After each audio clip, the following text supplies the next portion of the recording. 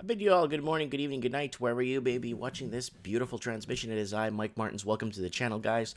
Okay, well, here it is, guys. Another low blow for people living in the province of British Columbia. You guys better pay really close attention to this article because now they're provincializing. They're trying to look at provincializing all car insurances across Canada, and they might even start doing it. So what do I mean by provincialized car insurance? Well, in the province of British Columbia, we can't go pick and choose an insurance company for our vehicles.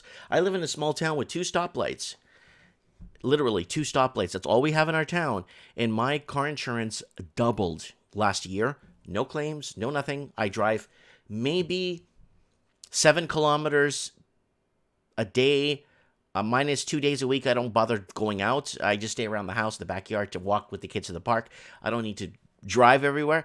So, yeah, I'm paying a lot of money just to cover bad drivers living on the coast. There's a lot of bad drivers living on the coast of Vancouver. So I think they did this so they pretty much making us pay for the bad drivers and the bad claims they're getting. And that's very scary when you can't hunt for a better deal because you've been a good driver all your life. Having an inexperienced, so here it is, rising auto insurance could prevent companies from hiring young drivers. So here it is from the Vancouver Sun. Having an inexperienced truck driver or staff could cost Fort St. James Trucking Company on Brandhoy an additional $20,000 a year in insurance this year. This was posted yesterday. This is a big deal. Younger people that are getting into the trade of driving, logistics, and bringing our stuff to us are going to have a tough time getting into the whole business. It's really tough, and you have to hand it to these people that want to drive all day, that want to put the time in, that want to put the effort in. You got to hand it to these people. I don't think I would want to do any. This is something I would definitely never want to do in my life. I would rather stock shelves and do that, right? That's my opinion, right? So you got to hand it to them. So Amanda Klassen isn't a bad truck driver, just a new one. ICBC gives her a 40% discount on her personal car insurance for having a clean driving record, but when her boss, Brad Hoy, decided to make her the principal operator of one of his logging trucks, the insurance quota jumped $8,000. Simply having her as an employee will likely increase the insurance on his entire fleet of 5 trucks, costing him an additional 20 large this year. 20 large, okay? It's enough to make someone reconsider hiring a new truck driver, Hoy said Saturday from his home in Fort St. James. I'm not kidding. I'm not that kind of, sorry, I'm not kidding. I'm not that kind of guy, but it makes me wonder if others will avoid hiring young drivers. Hoy began Sabertooth Transport in 1993 with 1 truck. With the help of his wife, Nadine, he's since expanded to 5 trucks with 5 employees, including 26-year-old Klassen.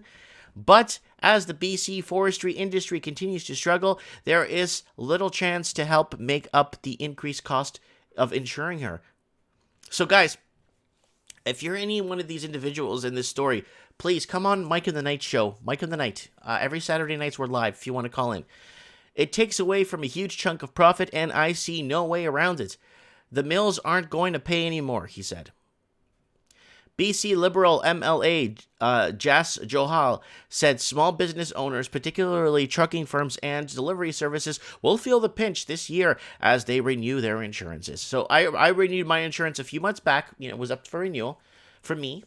And it was just a nice punch to the middle of the head right here. Nice strong punch right when I found out how much I was paying.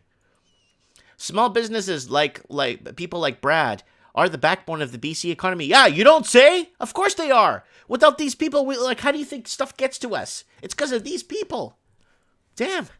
But tight profit margins may convince some not to hire young people in an effort to keep their insurance costs from skyrocketing. Joel said that will directly impact young people, reducing jobs and training opportunities because it costs more to hire them. The MLA for Richmond Queensborough wants to see a review of the entire auto insurance system. It's actually a disaster. ICBC is actually a disaster. It's losing money. They don't even know if they're tricking or treating. They don't know where they're going with anything.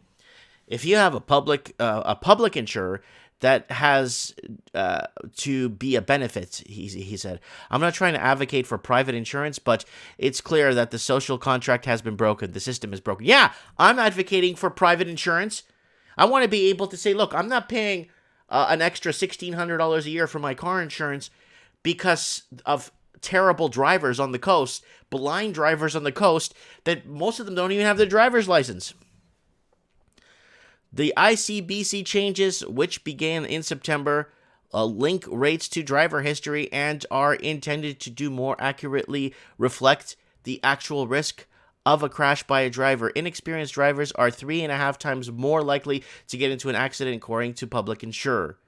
But how do you think these other people got ahead without getting the experience that they needed in the first place? Come on, give me a break.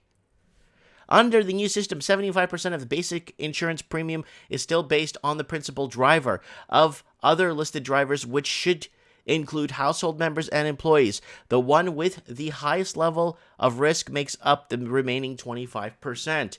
ICBC lost almost $2.5 billion over the past 2 years, largely due to raising claim costs and legal fees. One of every $4 spent at ICBC goes to legal costs. 1 out of every $4 spent. So they still have 3 to work with. In October, the BC Supreme Court struck down a key part of the provincial government's auto insurance reforms, ruling that a cap on the number of expert reports allowed in auto insurance lawsuits was unconstitutional. A $5,500 cap on pain and suffering claims for minor injuries is also being challenged in court. So here it is, other related.